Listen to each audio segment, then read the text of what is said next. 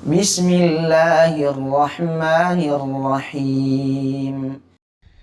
A'udzu billahi minasy syaithanir rajim.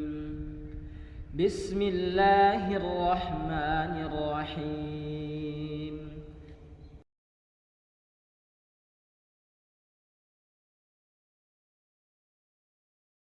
Alam. Iqra, alam. Di dalam surat Ar-Rahman, khalaq, ya. Penciptaan ini diapit oleh allamal Quran, allamahul bayan. Khalaq di pertengahannya, ya. Dan ini disebutkan oleh beberapa ulama yang mentadabburi ayat-ayat tersebut. Kemudian kalau dalam surat Iqra, Iqra, khalaq, Iqra. Iqra bismi rabbikal ladzi khalaq, khalaqal insana min 'alaq. Iqra. Hakikat keberadaan kita muhatun, dikatakan di sini, ya. Muhatun bil qiraati wat ta'lim. Bil qiraah kita belajar, kemudian at-ta'lim kita mengajarkan. Sehingga tidak heran ketika Al-Imam Asy-Syafi'i rahimahullahu taala, sebagaimana dinukil oleh Syekh Muhammad Al-Amin Asy-Syinkiti rahimahullahu taala dalam tafsirnya, kata Al-Imam Asy-Syafi'i tentang surat Al-'Asr, wal 'asr, law ma anzala Allah hujjatan ala khalqihi illa hadhihi surah lakafathum. Andai kata Allah Subhanahu wa taala tidak menurunkan hujjah, ya, tidak menurunkan surah-surah selain surat Al-'Asr saja, maka surat Al-'Asr itu sudah cukup saja. Kenapa? Di surat Al-'Asr ini ada proses menjadi orang yang baik, saleh, dan menjadi orang yang muslih. Tidak lupa dengan saudara, tidak menjadikan diri saja yang pintar, namun berusaha juga agar orang lain, sanak saudara, sanak famili juga menjadi orang yang tidak ketinggalan dengan Al-Quran. Kemudian jamaah yang sama-sama dimuliakan oleh Allah Subhanahu wa taala. Misalnya lihat surat Al-'Alaq, kalimat Iqra wa rabbukal akram, dengan surah Al-Infitar,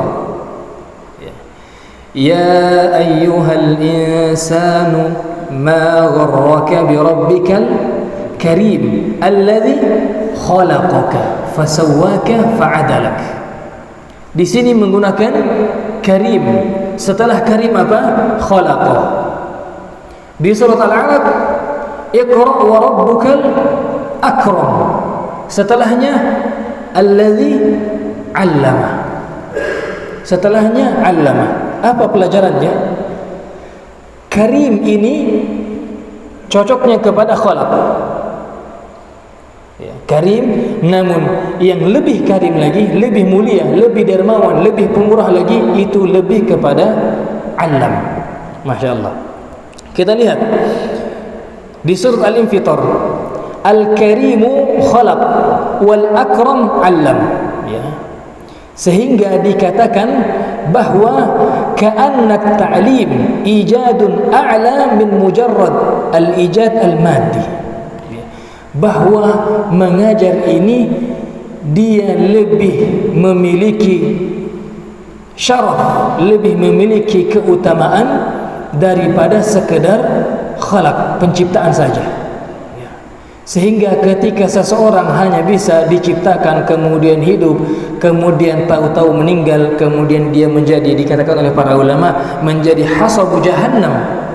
Na'udzubillah, tidak ada qimah, tidak ada harga dari hidupnya. Namun ketika dia menjadi orang yang alam, tidak menjadi makhluk saja, sekedar ciptaan yang tidak ada gunanya, namun ketika dia menjadi orang yang alam dari al-akram, maka disinilah sebuah keagungan yang dia miliki. Ini di surat apa? Surat Al-Infitar. Ya ayyuhal insanu ma gharraka bi rabbikal karim. Kemudian jamaah yang sama-sama dimuliakan oleh Allah Subhanahu wa taala, ya. Kita masuk misalnya di surah, di ayat selanjutnya, di ayat apa? Kalla innal insana layatgha. Kalla innal insana layatgha. Tagha, ya. biasa kalau dalam bahasa-bahasa adik-adik kita, ya, dan ini kami sering dengarkan, ya, jangan togo, mengikis togo. Togo dalam bahasa Arabnya apa? Ya, makanya dalam surah Al-Haqqah, inna lamma toghal ma'u hamalnakum fil jariyah. Ya, artinya ketika air itu sudah melebihi batasannya, di sini disebut dengan togho. Ketika Fir'aun melampaui batas fitrahnya sebagai manusia dan mengatakan ana rabbukumul a'la, maka disinilah dikatakan idhhab ila fir'auna innahu tagha. Idhhab ila fir'auna innahu tagha. Ada khilaf di antara khilafnya, misalnya dikatakan bahwa insan di sini adalah Abu Jahal, dan kita sudah sempat bahas pada pertemuan sebelumnya. Ada juga mengatakan insan di sini adalah insan yang disebutkan di awal. Ya, ini biasa disebut dengan ismu jins. Ya, ismu jins. Dikatakan pada ayat sebelumnya, 'allamal insan wa ja'alahu yaqra wa 'allamahu ma lam ya'lam hadhihi ni'am. Ya. Ketika Allah Subhanahu wa taala menciptakan kita manusia, dan kita sudah bahas dari sebuah alaq. Alaq adalah jamak daripada alaqah, ya. Proses penciptaannya, kemudian menjadi orang yang berilmu, sehingga dikatakan kalimat 'allamal insana ma lam ya'lam, hakikatnya manusia adalah bodoh, hakikatnya manusia adalah jahil, tidak mengetahui apa-apa. Kaifa qabala hadzal insanu hadhihi ni'am, bagaimana tata cara manusia membalas kenikmatan-kenikmatan dari Allah Subhanahu wa taala tersebut. Di antara manusia ada yang kalla innal insana layatagha. Ini ketika misalnya kita masuk kepada surah apa? Surah ayat terakhir, surah ayat sebelum akhir di surah yang dibaca oleh imam kita tadi di salat Isya di rakaat pertama. Inna 'aradna al-amanata 'ala as-samawati wal-ardi wal-jibali fa abayna an yahmilnaha wa ashfaqna minha wa hamalaha al-insan innahu kana zaluman jahula. Manusia itu zalum jahula. Ketika manusia ini tagha, maka dia akan menjadi jahul, maka dia akan menjadi orang yang zaluman jahula, dia menjadi zalim. Sebab dari taghanya dia menjadi zaluman jahula ketika dia meninggalkan proses belajar tersebut, ya. Namun ketika seorang manusia meninggalkan kesombongan, maka dia hilang atau dia bebas dari zalum. Kemudian ketika seorang manusia belajar, maka dia juga terhindar dari jahula. Jamaah yang sama-sama dimuliakan oleh Allah Subhanahu wa taala. Kita masuk misalnya pada ayat tentang al-qalam, ya. Al-qalam tadi, iqra wa rabbukal akram innal insana layatagha, ya. Innal insana layatagha. Ar-Razi rahimahullah ta'ala menyebutkan apa yang membuat seorang manusia itu tagha, apa yang membuat seorang manusia itu melampaui batas. Ar-ra'ahu istaghna. Masya Allah, ini kalimatnya bagus sekali. Ar-ra'ahu istaghna. Kalau dalam surat Al-Lail apa? Fa amma man tagha, bukan dalam surat Al-Lail. Wa amma man bakhila wastaghna. Dan adapun orang-orang yang seke, bakhila wastaghna, dan merasa cukup. Apakah ada orang yang merasa cukup? Apakah ada orang yang merasa cukup? Ditafsirkan dengan ayat yang tadi, tidak ada, hakikatnya tidak ada orang yang merasa cukup dari Allah, semuanya butuh. Yang ada adalah ar-ra'ahu istaghna, ia memandang dia sudah cukup. Itu pandangan dia saja bahwa dia sudah merasa cukup. Ya. Dari surat Al-Lail ini kita bisa memahami hakikat takwa. Jamaah yang sama-sama dimuliakan oleh Allah Subhanahu wa taala. Ya, hakikat takwa. Misalnya ketika ditanya apa hakikat takwa? Takwa adalah kita menjalankan perintah Allah, menjauhi larangannya. Ini benar. Takwa sebagaimana yang dikatakan oleh Umar bin Khattab radhiyallahu taala anhu, takwa adalah ketika engkau berjalan, kemudian di jalan tersebut ada duri, apa yang engkau lakukan? Maka pasti engkau akan menghindari duri tersebut. Itulah takwa. Namun di dalam surat Al-Lail, kalimat istaghna menjelaskan hakikat takwa. Bagaimana? Fa amma man a'ta wattaqa. Dilihat ya, fa amma man a'ta wattaqa. A'ta, rajin memberi, bersedekah, wattaqa, dan bertakwa. Tidak dijelaskan apa takwanya. Wa saddaqa bil husna, dia percaya dengan husna, syurga. Fasanuyassiruhu lil yusra. Lawannya orang yang a'ta, yang dermawan. Wa amma man bakhila wastaghna. Bakhil cocok dengan a'ta. A'ta yang rajin memberi, lawannya masake, bakhil. Kemudian wattaqa, lawannya istaghna. Istaghna apa? Orang merasa cukup. Berarti hakikat daripada takwa adalah lawan daripada istaghna. Al-iftiqaru ila Allah, selalu merasa butuh kepada Allah Subhanahu wa taala. Ini diantara hakikat dan makna takwa yang disebutkan. Ar-ra'ahu istaghna. Ar-ra'ahu istaghna, dia melihat dirinya sudah merasa cukup. Dikatakan jamaah yang sama-sama dimuliakan oleh Allah Subhanahu wa taala. Qauluhu ta'ala ar-ra'ahu istaghna, ya. Limadza yatqa? Kenapa dia melampaui batas? Kenapa dia sombong, ya? Dikatakan li'annahu ra'ahu au ra'a nafsahu istaghna an khaliqihi, atau dia melihat dirinya ini sudah tidak butuh. Ya. Di antara cara Allah yarham yang sering dibahasakan, ada orang yang menuhankan gajinya, ada orang yang menuhankan hartanya karena di pikirannya tidak perlulah, kan sudah jelas bulan depan ada gaji, ya tidak usah dulu lah taat-taat, ya, nantilah taatnya kalau sudah tidak ada gaji. Ya, ar-ra'ahu istaghna, dia sudah merasa cukup. Limadza yatqa? Kenapa dia merasa cukup? Ar-ra'ahu istaghna, dia merasa. Jadi hakikatnya tidak ada orang yang merasa cukup. Hakikatnya ra'ahu istaghna, ya, dia melihat dirinya cukup. Dan dikatakan oleh para ulama, wa hadza muntahal hamaqah fil insan. Inilah hakikat kebodohan dari seorang manusia ketika ra'ahu istaghna, ketika dia melihat dirinya ini sudah tidak butuh lagi dengan Allah Subhanahu wa taala. Ketika seorang manusia sudah tidak butuh lagi dengan bantuan Allah Subhanahu wa taala, dikatakan muntahal hamaqah, puncak kebodohan. Puncak kebodohan dari seorang manusia, ya. Ayyadhunna annahu mustaghnin an khaliqihi, dikatakan hadza jahlun azim.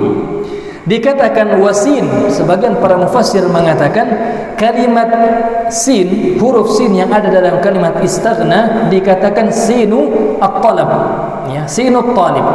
Wal ma'na anna al-insan ra'a anna nafsahu innama nalat al-ghina li'annaha talabathu wa badalat al-juhd fi at-talab fanalat ath-tharwah wal ghina bisabab dhalika al-juhd.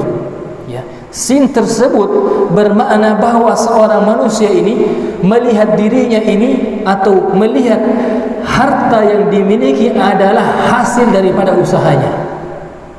Ya. Usaha dong, kalau mau kaya usaha, kalau mau punya rumah banyak usaha, kerja dan kerja. Ini makna dari ar-ra'ahu istaghna, ya. Apa dikatakan oleh para ulama? Ya. La annahu nalaha bi'ita'illahi wa taufiqihi. Mereka lupa bahawa sesungguhnya itu adalah pemberian Allah Subhanahu wa taala. Wa hadza jahlun, ya. Ini adalah kebodohan ketika seseorang sudah mengatakan bahawa yang aku dapatkan adalah hasil daripada jerih payahku. Apa perkataannya Qarun? Qala innama utituhu ala ilmin indi. Yang aku punya ini hasil jerih payahku.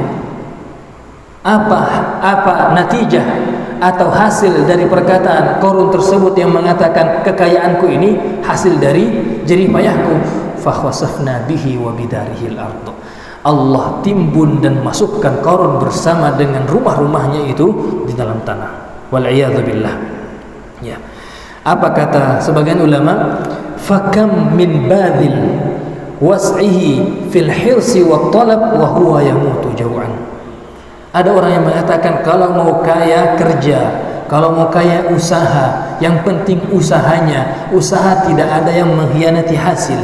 Ini di satu sisi benar, tapi di satu sisi kalimat usaha tidak mengkhianati hasil ini apa?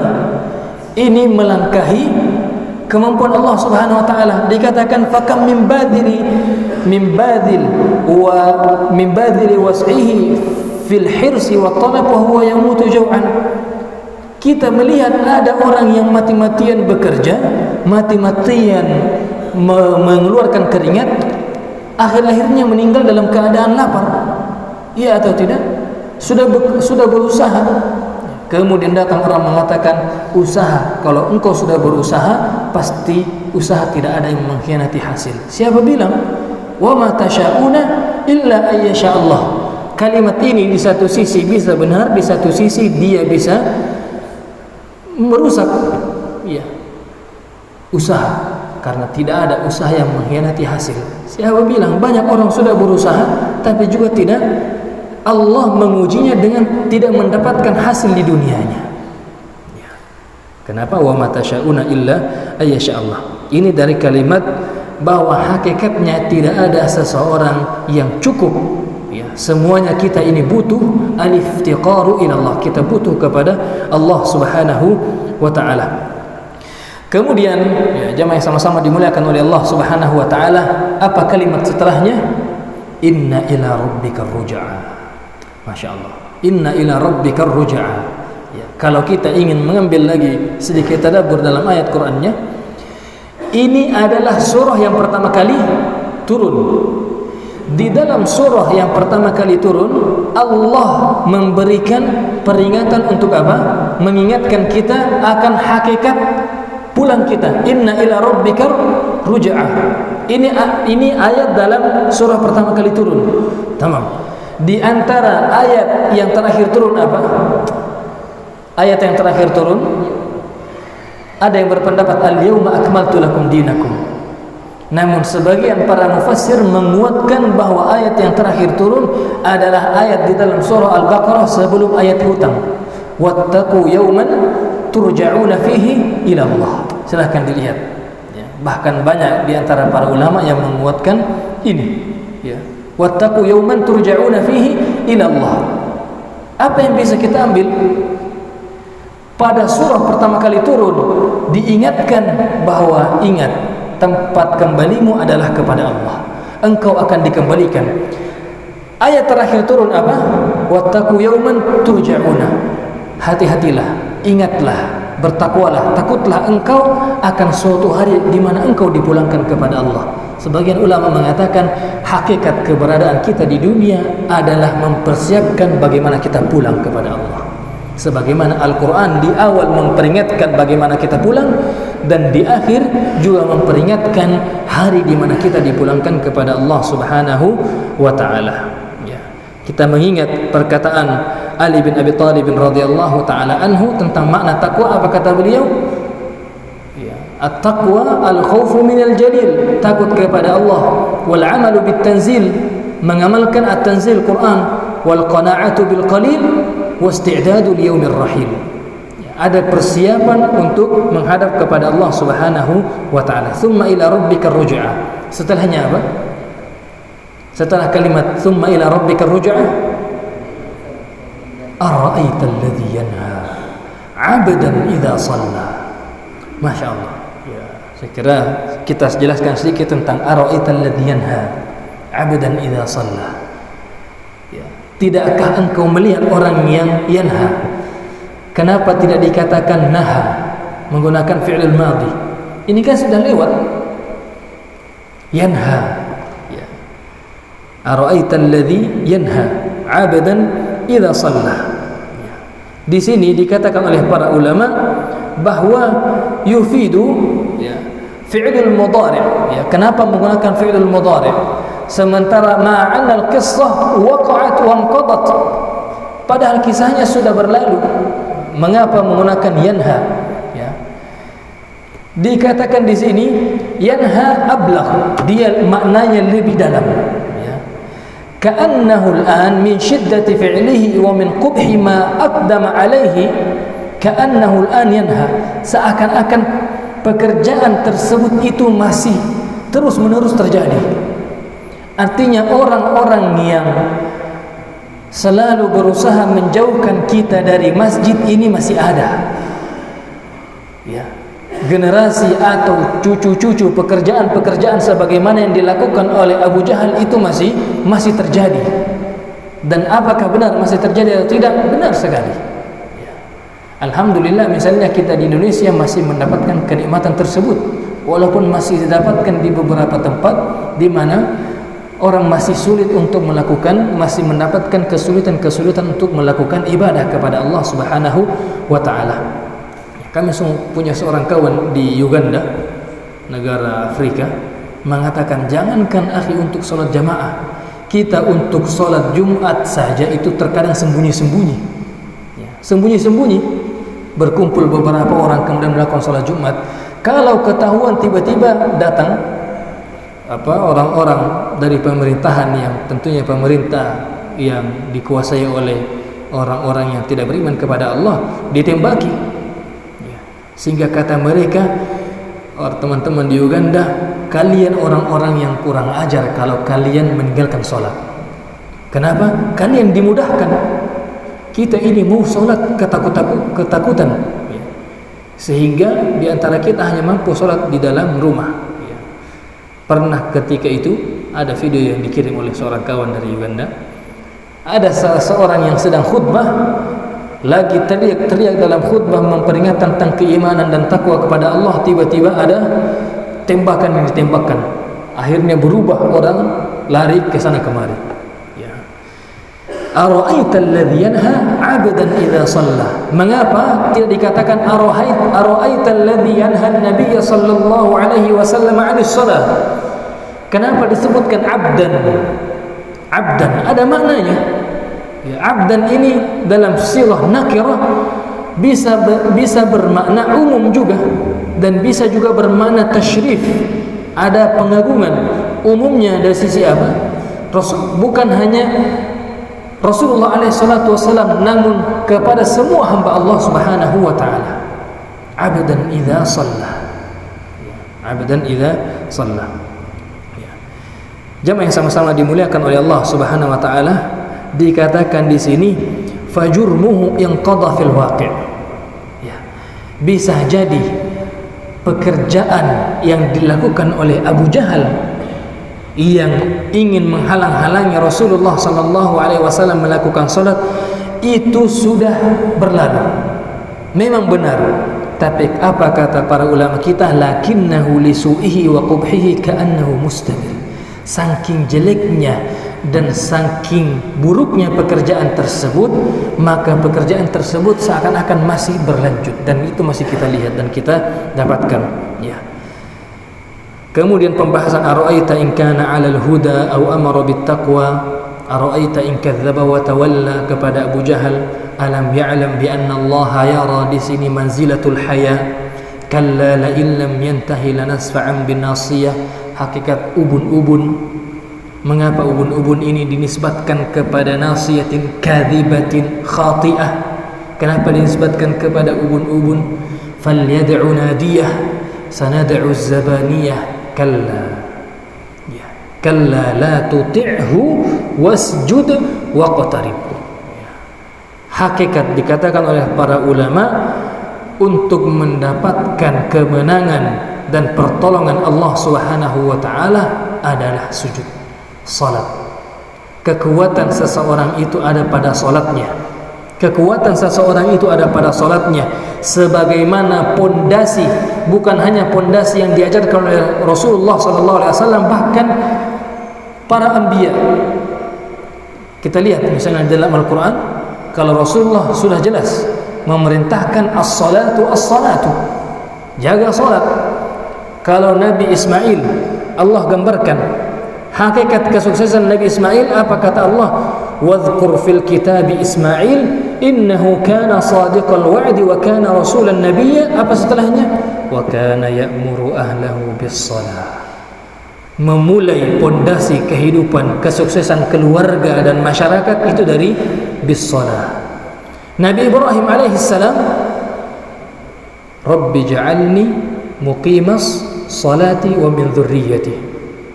Maryam alaihi salam atau Nabi Zakaria, ya, fanadathul malaikatu wa huwa qa'imun yusalli fil mihrab. Kata para ulama, salat ini adalah benteng kesuksesan seorang muslim. Kata para ulama kita, ketika ada seseorang yang pusing atau ingin memperbaiki kehidupannya dan ia tidak tahu bagaimana ia memulai memperbaiki kehidupannya, maka mulailah dari memperbaiki salatnya. Mulailah dari memperbaiki salatnya. Ini dari perkataan Allah Subhanahu wa taala, kalla la tuti'hu wasjud waqtarib. Ya, karena sujud ini adalah gerakan salat yang sangat Masya Allah, ma bainal abdi wa rabbih, ya, aqrabu ma yakunul abdu fahuwa sajidun. Saya kira ini diantara petikan-petikan jamaah yang sama-sama dimuliakan oleh Allah Subhanahu wa taala yang disebutkan oleh para ulama kita. Ya, kami katakan, ya, bahwa tidak mudah, ya, perlu perenungan panjang yang dilakukan oleh ustadz kita rahimahullahu taala rahmatan wasi'ah, Ustadz Abdullah Said. Itu perenungannya bukan perenungan yang biasa, ya. Artinya ketika kita saja yang buka tafsir sana dan sini dan lain sebagainya, masih mungkin tidak sampai kepada hal-hal yang disampaikan oleh Ustaz Abdullah Said. Beliau menghasilkan pola dan sudah tersusun rapih, ya, tersusun rapih. Itu adalah hasil dari perenungan yang tidak pendek. Ada misalnya seorang mahasiswa baru 3 malam berpikir, tidak tidur dan lain sebagainya, sudah mengatakan saya sudah melakukan perenungan panjang. Belum, ya. Ini tidak sebagaimana dilakukan oleh orang-orang sebelum kita, ya. Sehingga jamaah yang sama-sama dimuliakan oleh Allah Subhanahu wa taala, tentunya masih banyak sekali pelajaran-pelajaran yang bisa kita ambil dari surah yang mubarak ini, ya. Surah yang berkah ini, surah yang dimana Allah Subhanahu wa taala memulai perintah atau menurunkan Al-Qur'annya. Dikatakan oleh sebagian ulama, bayangkan umatnya adalah buta huruf. Huwallazi ba'atsa fil ummiyina. Umat yang buta huruf diturunkan kepada seorang yang buta huruf, dan alam ketika itu juga dalam keadaan buta. Kata para ulama, zulumatun ba'duha fawqa ba'd. Ya, kegelapan di atas kegelapan. Tiba-tiba datang cahaya yang muncul apa? Iqra, bacalah. Bacalah. Ada seorang guru kita yang pernah mengatakan, ya, seorang syekh pernah mengatakan, kita ini ummatun iqra, kita ini ummatu iqra. Kita ini umat yang dibangkitkan dengan kata iqra. Namun kita adalah ummatun la taqra, umat yang tidak membaca, ya. Kata beliau, kalau saya berangkat ke luar negeri, saya sering memandang orang kecuali di tangan mereka ada buku. Ada buku. Saya berangkat ke Jepang, kata syekh tersebut, saya berangkat ke Eropa, Eropa, Almania, saya pasti melihat orang pegang buku, kebanyakan mereka pegang buku. Apa kata beliau? Kalaupun saya tidak melihat, suatu saat tidak melihat orang yang tidak pegang buku, maka dia adalah orang Arab, kata beliau. Maka dia adalah orang Arab. Mereka tidak mau pegang buku. Ya, tentunya bukan semua orang, bukan orang Arab, ya. Saya kira ini jamaah yang sama-sama dimuliakan oleh Allah Subhanahu wa taala. Kurang dan lebihnya melompat sana dan sini, mudah-mudahan menjadi lompatan yang indah. Mudah-mudahan ada yang bisa diambil dari pelajaran tersebut, menambah ghirah dan semangat kita untuk selalu mendalami Al-Quran, bahwa masih banyak sekali kunuz, ya, permata-permata, mutiara-mutiara yang Allah Subhanahu wa taala cantumkan di dalam Al-Qur'annya. Masih banyak sekali. Coba kita berikan sedikit waktu dalam satu hari kita untuk memikirkan, ya. Kalau membaca sudah biasa, ya. Coba kita berikan satu hari 10 menit saja. Ya. Misalnya sudah biasa one day one juz. Ya sudah masyhur ya. One day one juz. Satu hari satu juz. Sudah mampu semuanya. Tapi coba kita minta berikan satu hari. Pokoknya saya harus setiap sebelum subuh harus ada 15 menit saya akan membaca satu makna Al-Quran, kemudian saya akan merenungkan tentang kehidupan saya, apa yang dimau ayat Al-Quran ini kepada saya, dan apa yang diinginkan oleh Allah Subhanahu wa taala melalui ayat tersebut. Maka rasakan keberkahan yang Allah Subhanahu wa taala berikan. Quran ini berkah Bapak-bapak sekalian. Ya.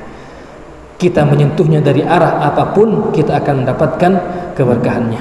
Ya. Wa sallallahu ala nabiyyina Muhammad wa ala alihi wa sahbihi wa sallim. Hadanallahu wa iyyakum ajma'in. Kami ucapkan sekian. Assalamualaikum warahmatullahi wabarakatuh.